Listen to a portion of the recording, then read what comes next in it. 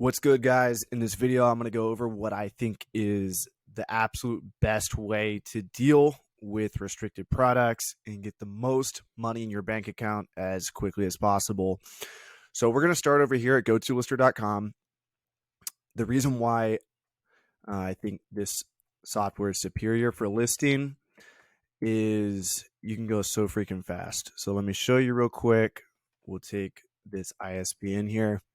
Now, this method I'm about to show you for dealing with restricted products is going to go over a lot of different options for dealing with restricted products. So number one, you want to make sure you can actually not sell the restricted product that you're listing. So on GoToLister, you can easily apply for approval. And as you can see here, this is red restricted, which means this account cannot sell the book. So after you find out that the account cannot sell the book, I recommend looking it up on two places. And while one of these companies is my company, and it may seem a little bit biased, I can't take away that bias, I really do think this is the best option. So number one, go to bookscatter.com. I do not own this company, not affiliated with this company, but it compares all the buyback offers from different websites. Now, this is cold, hard cash that's going to be deposited into your bank account. Can't get much better than this if the companies actually pay you. So let me run through the legitimate companies and the ones you want to stay away from. BooksRun is legit. Valor Books is great. eCampus, I'm not sure. Sell Back Your Books, not sure about them. They popped up recently. Rent Text, not sure. College Book Directs, not sure. Beer Money Books, I've heard they're good. You want to stay away from Textbook Rush. And Pals is good, but they won't pay you unless your book's like in impeccable condition. Okay, so that's option number one. And take note of this. And then what I recommend doing next is go over to restrictedinventory.com. This is my company, by the way, so take everything I'm about to say with a grain of salt because I'm going to get you to try to use this service, right? But no, I really do think that this is the best option sometimes. So I don't know why that just happened. Let's do this one more time.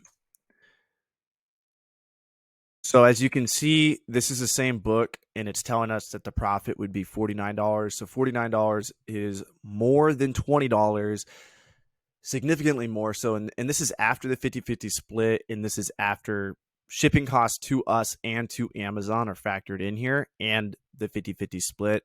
So the way this company works is we split profits with you 50-50. We take 50% and we pay you 50%, and we sell your products on Amazon FBA. So that's why we're able to sell your books for a lot more. So what I would do is, if this was $30, I would consider sending this to BookScouter. There's going to be lots of cases where it's better to send your books to BookScouter, but there's also going to be a pretty high number of cases where you could make way more profit selling them on Amazon FBA, even though you're only getting 50% of the profit, still much more than what buyback companies are offering. So just to recap, step one is make sure that you actually can sell the product. GoToLister easily allows you to request approval. So when you go to list the product, it'll come up in the error queue. Quickly hit on apply. You'd be surprised. A lot of times you can actually sell different products. Textbooks are difficult to get approval for. McGraw-Hill, you can get approved if they're allowing you to request approval. Just go to McGraw-Hill Books. Go to McGrawHill.com and order 10 books from McGraw-Hill. But one more thing real quick about this software that I love. This took me 2 years to create, but look how fast you can list. You can list 1, 2, 3, 4. You can scan as fast as you want, and if the items aren't good to be listed, they'll come up in the error queue. If they are good to be listed, they will be put here. And it also tells you if there's zero competition. So there are 0 offers on this listing. Manually enter your price. This is not always 100% correct, but what we're trying to tell you, and you can see down here, there's another. This one's kind of hard to read, but this says there are 0 FBA offers on this listing. So if there's 0 FBA offers, you can get a lot more profit for your item because you can price it higher. So let's open up both these right now, and I'll show you how GoToLister can make you more money. So let's fact check this real quick and see if there's actually no FBA offers. And if there aren't, then we can price this for whatever we want. We can price this for 70, 80 bucks, and I guarantee you we'll get the sale. So quickly open up offers here, and we're going to filter by prime. Yeah, so there's no prime offers here. So we could easily price this for 70 bucks. So you can see how this software giving you notifications like this. We're going to make $43 if we just priced it up buy box. The software automatically prices it 20% above buy box if there are no FBA offers. But in this case, let's get a little greedy with it. We could easily sell this for 70 bucks. We could probably sell it for like 100 bucks. But they say pigs get fed, hogs get slaughtered, so don't be too greedy. So as you can see, whenever you see this purple text, definitely price your items a little bit higher. You can make way more profit. And this is saying that there's no offers at all on the listing. So let's check this out. Yep.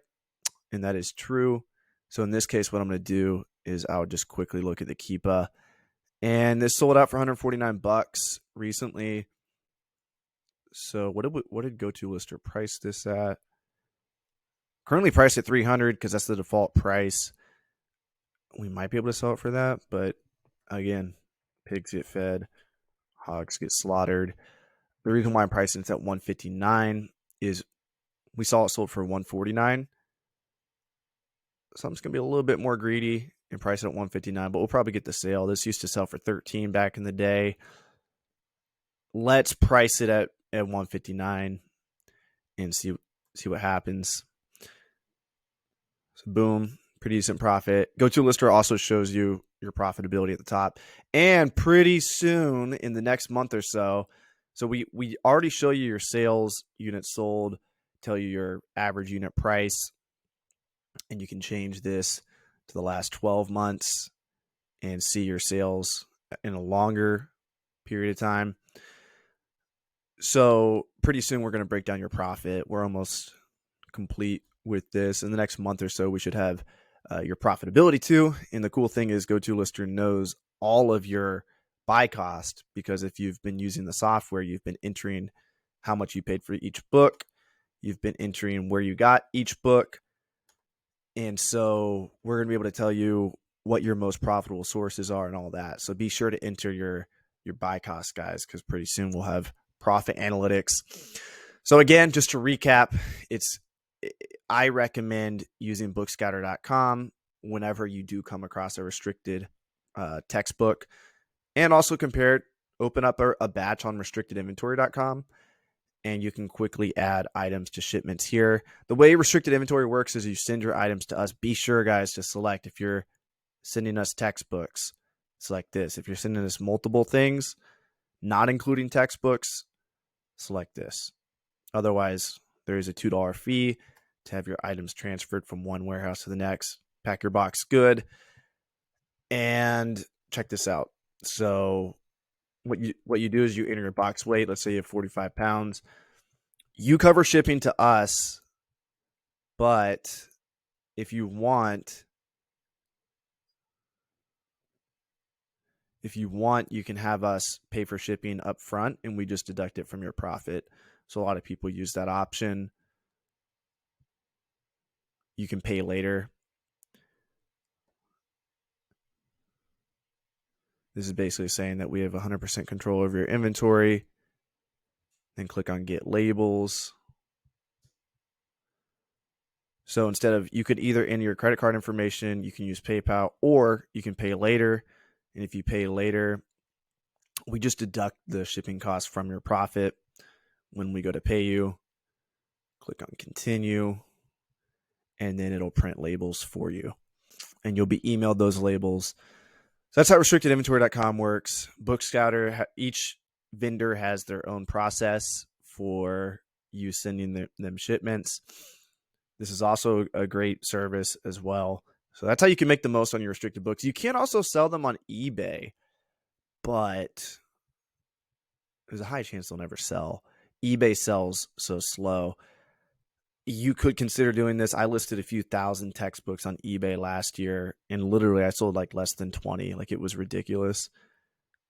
eBay is a terrible place to sell textbooks. Probably a great place to buy textbooks because they're way underpriced. but they just sell slow. I'm telling you guys. So eBay's your other option as well. So that's it. Much love. Catch you in the next video.